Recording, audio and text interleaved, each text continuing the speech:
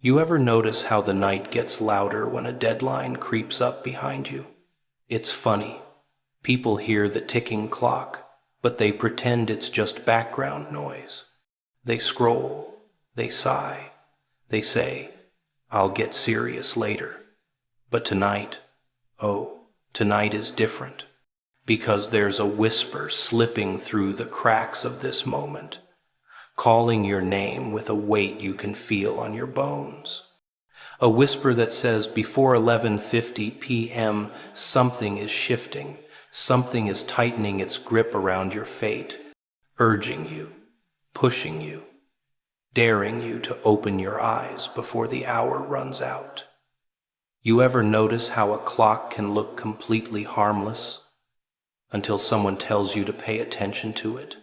Suddenly those little ticking sounds feel louder, sharper, almost like they're whispering your name with every second that slips away.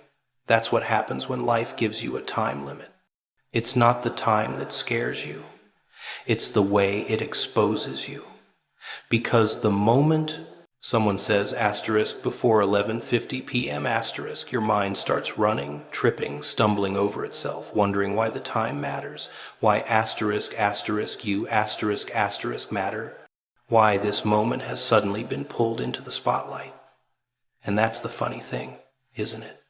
You weren't worried about the clock until it started looking back at you, until it felt like it wasn't counting hours. It was counting your hesitation. Hesitation is such a beautiful little monster. It doesn't roar. It doesn't chase. It just sits in the corner of your head, tapping its fingers, waiting for you to second-guess yourself. And every time you do, it smiles that quiet little smile, the kind that tells you it's won again. But when a moment comes with urgency attached, hesitation starts to panic. Because urgency doesn't wait. Urgency doesn't negotiate. Urgency doesn't gently knock on your door and ask if you're free. No. Urgency kicks the door open, turns on all the lights, and says, asterisk, up, now, asterisk, and. Suddenly, hesitation doesn't feel so powerful anymore. Suddenly, the thing you've been ignoring, avoiding, burying under excuses, it crawls right to the surface. People like to pretend that time is just numbers on a screen. But time is pressure dressed up as seconds. Time is a mirror that shows you exactly how long you've been running from yourself. And when someone tells you there's a moment coming, a message you need to see before the hands hit 11:50, that pressure tightens. Oh, it tightens in all the right ways. Not to break you, but to expose you. To show you that deep down, you know you're not doing what you could. You know you've been drifting, delaying, telling yourself later as if later is guaranteed. But deadlines have a way of cutting through your little illusions, don't they? And there's something else, something people don't like to admit. When you hear a specific time, it feels personal. It feels aimed. Like someone reached into the noise of your life, found your name, and said, asterisk, this one's for you, asterisk. And that's when your heartbeat changes. That's when your breathing shifts. Because suddenly it feels like you're being watched, guided, pushed towards something you've been too scared to face. It's not the clock that's chasing you. It's the truth you've been dodging. You ever notice how your mind wakes up when it thinks it's running out of time? Decisions you've delayed for months, suddenly they matter. Fears you've been hiding, suddenly they get loud. Dreams you've shelved, suddenly they start knocking from the inside. Because urgency wakes the parts of you that comfort kept asleep. Comfort whispers, stay where you are. Urgency snarls, move. And you can pretend you don't hear it. You can pretend it's nothing. You can pretend the ticking means absolutely zero. But deep down you feel it. You feel that nudge, that pull, that strange little spark that makes you sit up a little straighter. And that's what this moment is really about. Not the time, not the number, not the clock, creeping toward midnight. It's about what the urgency awakens in you. It's about the hesitation it exposes, the truth it drags out of the shadows. Because if the clock wasn't pointed at you, you wouldn't feel this uneasy little shiver down your spine. You wouldn't feel this sense that something is aligning, shifting, preparing to collide with your life in a way you can't ignore. The clock isn't counting time. It's counting your hesitation.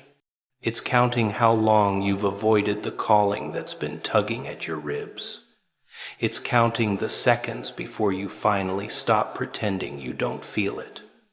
You know what's funny? People spend their whole lives chasing comfort like it's some kind of treasure chest buried under their pillow.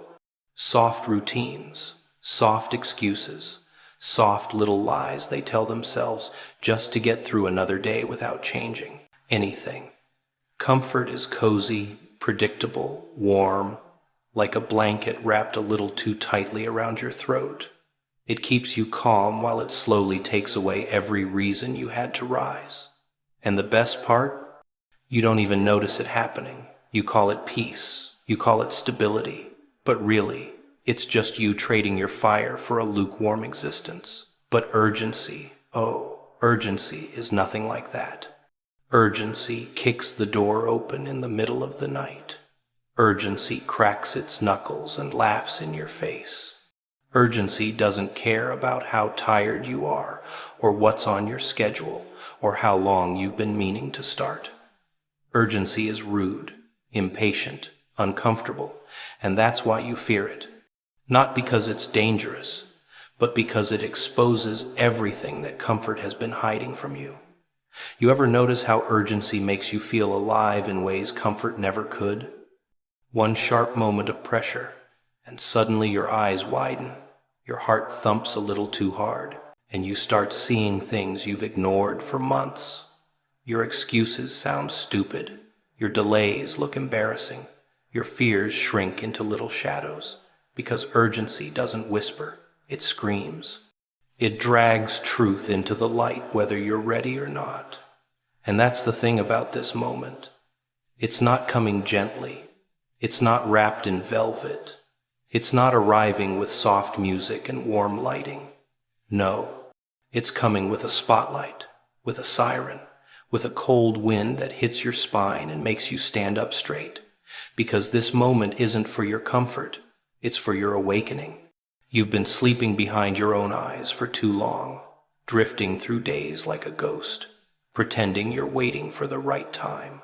But when urgency steps in, the whole idea of a right time gets tossed out the window. Pressure has this incredible way of revealing what's already broken, not to break you more, but to show you exactly where you need to strengthen. You've been acting like you're made of glass, tiptoeing around your own potential. But urgency laughs at your glass.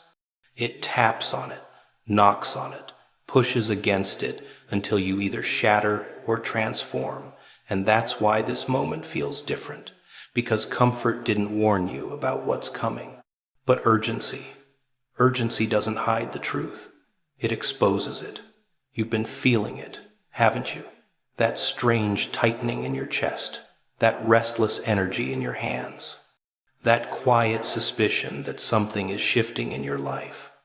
Not something small, not something subtle, something big, something that won't wait for your approval. And comfort keeps telling you, relax, you're fine. But urgency nudges you and says, look again. And when you do, you see the cracks in the walls you built, the cracks in your logic, the cracks in the story you've been repeating to justify staying exactly where you are. Life never sends urgency without a problem. Reason. It doesn't tap you on the shoulder unless it's trying to pull you towards something you're not prepared for but absolutely capable of. Comfort blocks that message. Urgency delivers it with a slap. And that slap, that jolt, that spark that shoots through your nerves when you realize time is running out, that is the truth rising to the surface. You ever wonder why the most important moments in your life always seem to show up at the worst possible times? It's because comfort will never let you grow willingly. You'll never wake up one morning and say, "Today's a great day to face everything I've avoided for years." No, life has to corner you, pressure has to build. Urgency has to bite into your nerves just enough to make you move. Because without that tension, without that heat, you'd settle for the same small version of yourself forever. But urgency, oh, urgency is the great revealer. It shows you your strength, your hunger, your fear, your truth. And the truth is simple. The moment you're being pulled toward right now, it's not here to comfort you. It's here to uncover you. It's here to strip away the illusions you've wrapped around yourself like safety nets. Because urgency reveals what comfort has been hiding from you, and what it's been hiding is the real you clawing to get out. You ever notice how the biggest warnings in life never show up with flashing lights or blaring alarms? No, that would be too easy, too obvious. Life likes to play a different game, a quieter one. It whispers, it nudges, it gives you little signs, little moments, little shifts in the air that make your instincts twitch. But you shrug them off because they don't look dramatic enough. You wait for thunder, but life gives you a tiny tap on the shoulder. And that tap, that whisper, that subtle message, that's the real danger. Because when a message comes softly, gently, quietly, you don't treat it seriously. And that's exactly how people end up blindsided, broken, wondering how they never saw the storm coming. Life always whispers before it screams. That's the rule nobody talks about. It sends you hints that something is coming, a change, a push, a challenge, a breakthrough, a collision with your own destiny. But because it doesn't feel explosive enough, you slide right past it. You convince yourself it's nothing, just a feeling, just a thought, just a coincidence. But inside, deep inside, where the truth sits like a coiled animal, you know something is shifting. You feel the tension in your ribs. You feel that strange awareness in your bones. You feel the pull, and yet you ignore it, because the whisper didn't scare you enough. But whispers aren't meant to scare you.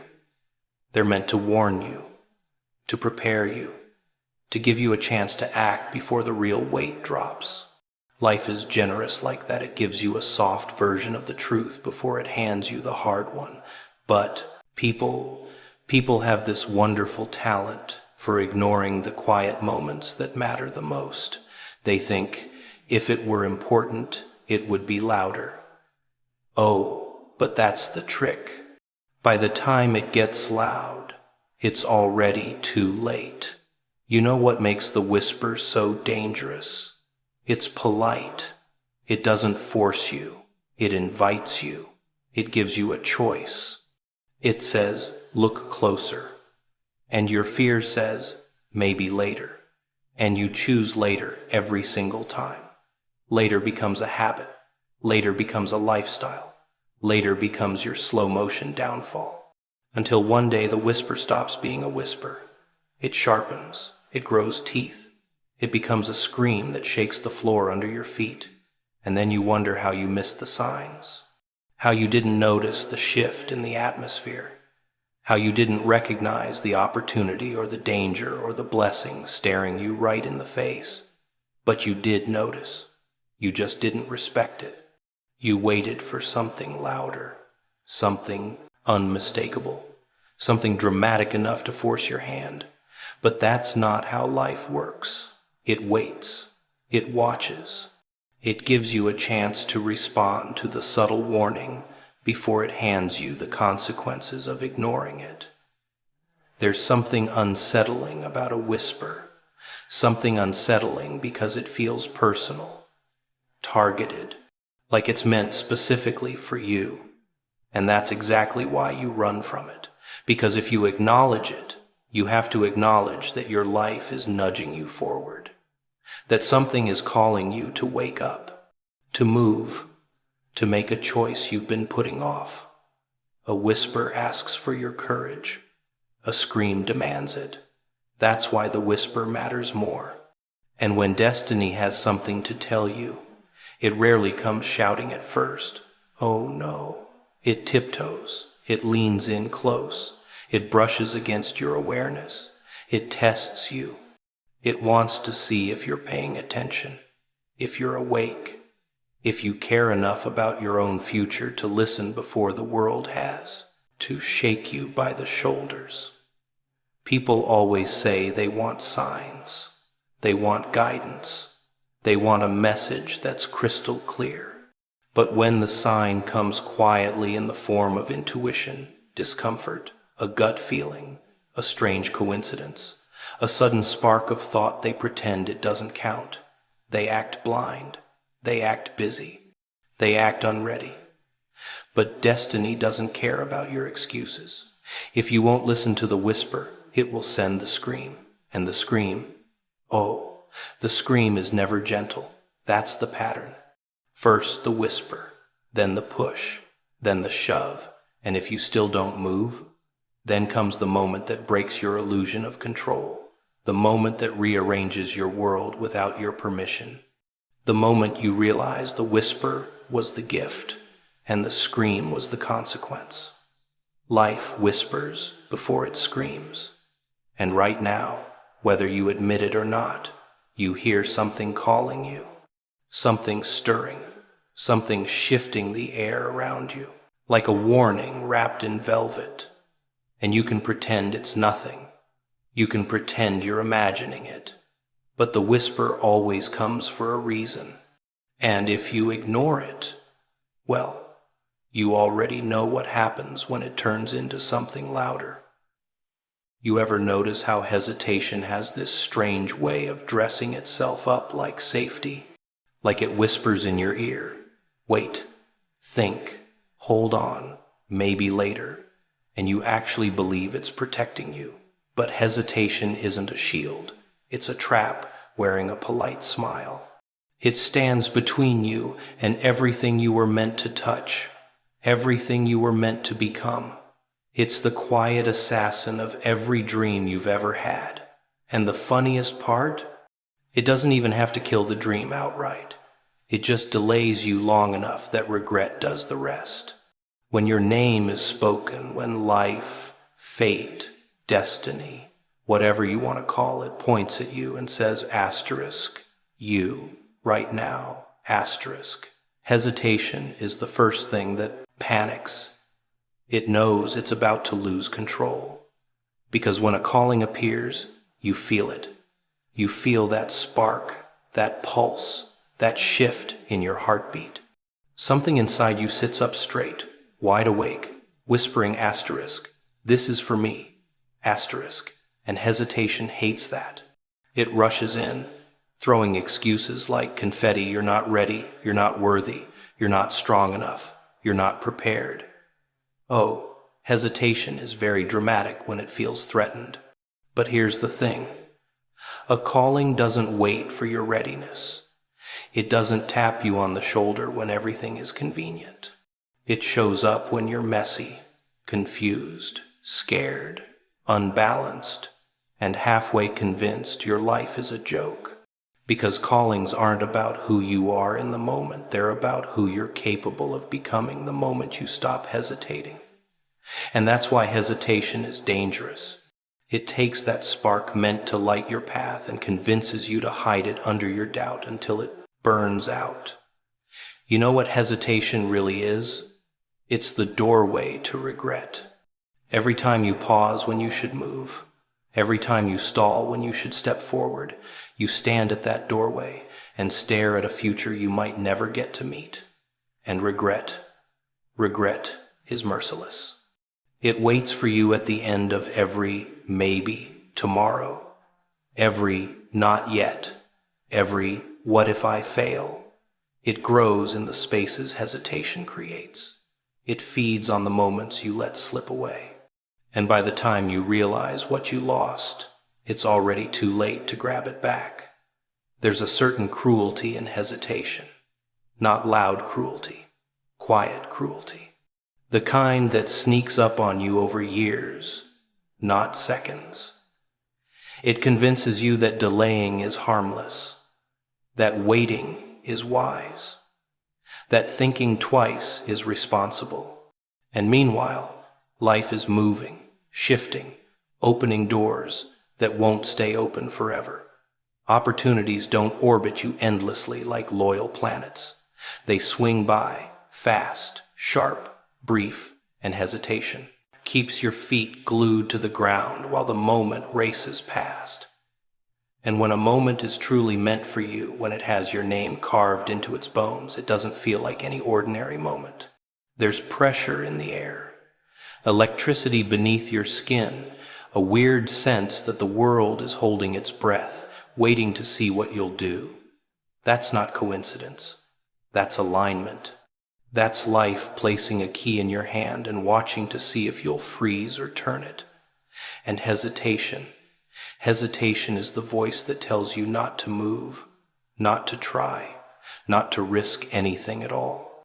But here's the truth most people choke on.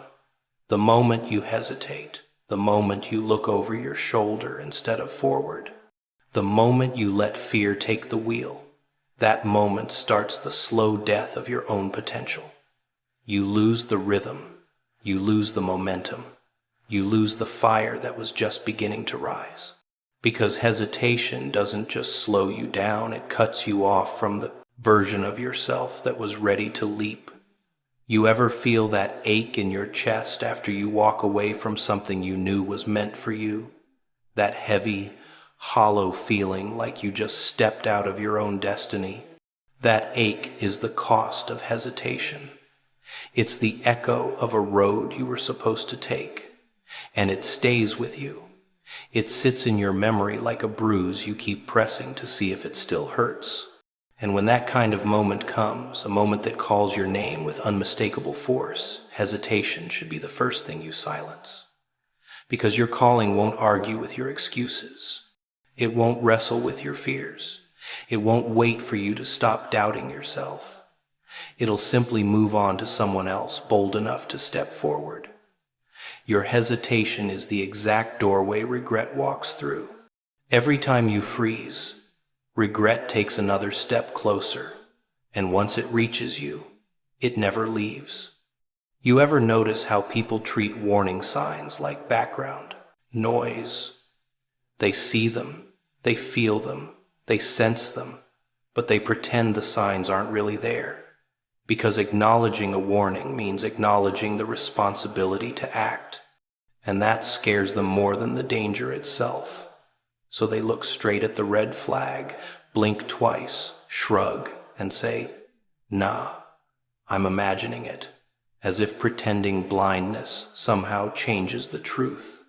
As if closing your eyes makes the fire on the stove go away. Humans are funny like that. They think ignoring a problem protects them from it. But all it really does is give the problem time to grow teeth. Warning signs don't disappear just because you pretend not to see them. They simply get louder, sharper, hungrier. And every time you ignore one, you give life permission to raise the stakes. That's the part nobody likes to admit, that the first warning is always the gentlest. The first sign is always the smallest, softest, most merciful. A quiet shift in your gut, a tiny thought that doesn't feel normal, a pattern repeating itself one too many times, a strange tension in the air that makes the hairs on your arm stand up. That's the whisper stage. The stage where life gives you a chance to catch the truth before it becomes a threat. But you, being human, you brush it off. You laugh it away.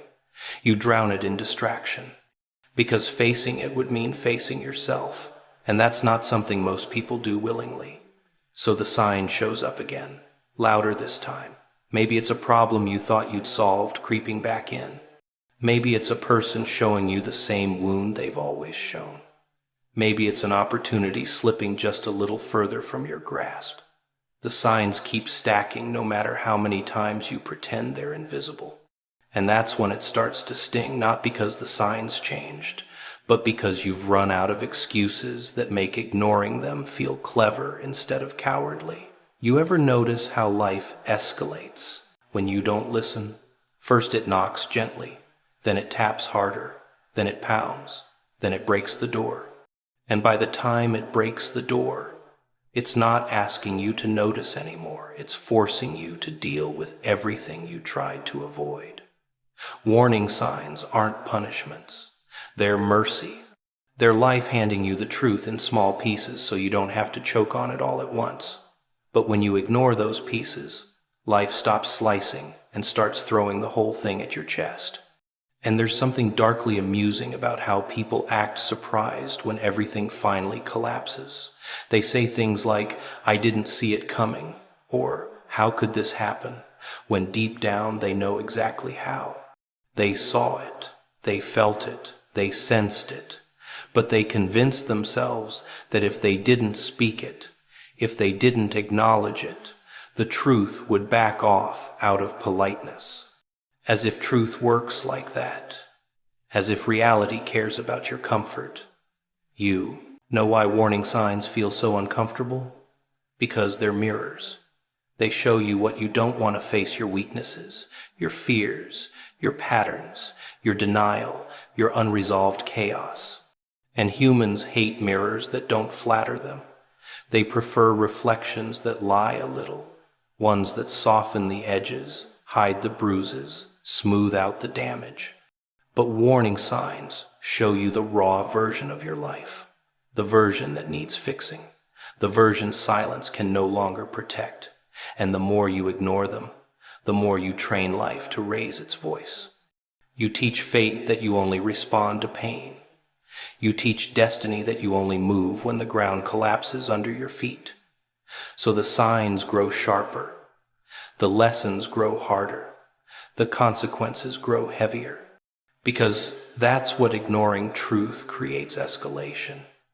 You ever wonder why the same problems keep returning? Why certain people keep hurting you the same way? Why the same cycles replay like a broken record?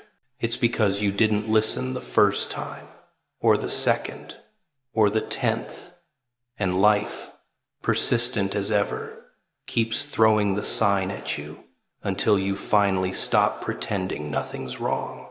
Warning signs don't disappear. They transform. They shift from gentle nudges to violent reminders. They shift from whispers to alarms. And by the time they become alarms, it's no longer about preventing damage, it's about surviving it. The truth is simple. Every time you ignore a warning, you sign up for a harder version of the same lesson. And life always delivers the lesson, whether you're ready or not. You ever notice how problems don't really vanish when you ignore them? No. They just sit there, quiet, patient, sharpening their claws in the dark, while you convince yourself everything is fine. That's the beautiful little illusion. People love the idea that avoiding something somehow weakens it. But what you ignore now doesn't soften. It doesn't crumble. It doesn't fade. It evolves. It grows. It studies you. And then, when the timing feels perfect, it comes back as a storm big enough to snap your spine in half. That's the punchline no one wants to hear. The things you run from don't die. They wait. What you ignore becomes the architect of your downfall. It's like planting a seed and pretending you didn't. You can close your eyes, turn away, walk off, but the thing still grows. Roots still dig deeper. Branches still rise higher. And one day you look back and realize the tiny seed you refused to deal with is now a tree blocking your entire path. That's how life works. Small problems don't stay small. Small warnings don't stay soft. Small decisions don't stay harmless. Everything ignored expands, especially the things that scare you. You ever watch someone avoid the truth? They smile a little too tightly. Their voice shakes just a bit. They insist everything's fine, even though you can see the cracks forming in their world like spider webs.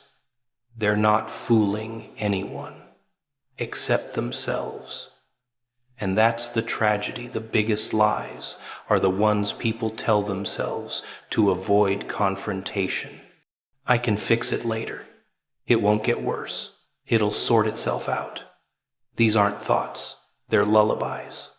Little songs people sing to put their fear back to sleep. But fear doesn't sleep. It waits. It watches. It grows teeth.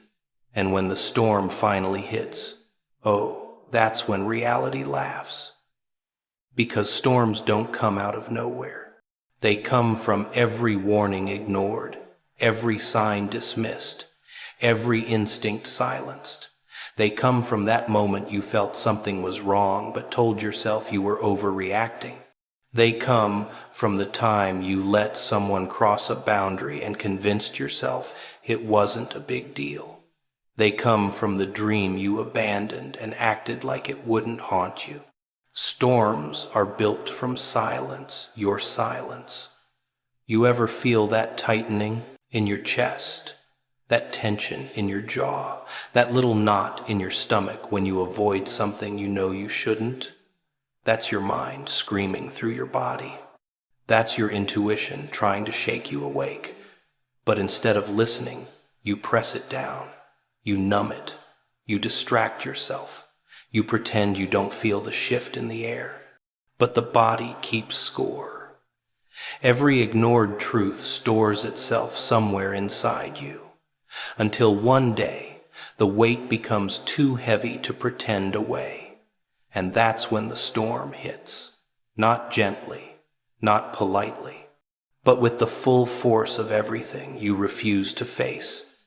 It hits you in your relationships, in your peace, in your confidence, in your purpose.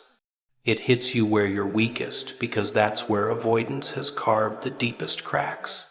And suddenly, you're overwhelmed, broken, drowned in problems that should have been dealt with long before they reached this size. But that's how storms work. They arrive when you've exhausted all your chances to prevent them. What you ignore becomes the storm that breaks you later. It doesn't matter whether it's a habit, a fear, a person, a truth, a dream, a mistake, a responsibility. If you turn your back on it, it doesn't disappear. It gathers power. It builds momentum. It becomes something your future self will have to fight 10 times harder. And the worst part?